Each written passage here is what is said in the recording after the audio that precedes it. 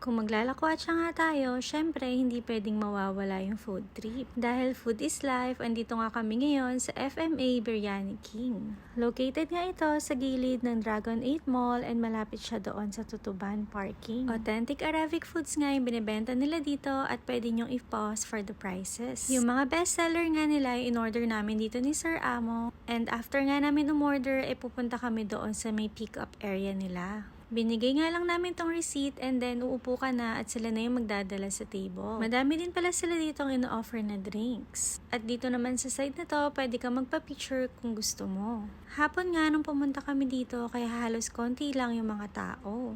Sandali nga lang din kami naghintay dito at dumating na din yung mga orders namin. Ito pala yung bestseller nila na bilao whole grilled chicken. With basmati rice na siya and 350 pesos lang. Good for 4 persons na nga yung bilao nila pero umorder pa kami ng iba kasi gusto namin matikman lahat ng bestseller nila. Umorder din kami ng beef biryani at ito naman yung kanilang beef shawarma rice. Madami nga din yung serving nila dito at itong isang plate ay good for 2 persons na. Syempre, I'm always excited kaya tara na, kumain na tayo agad.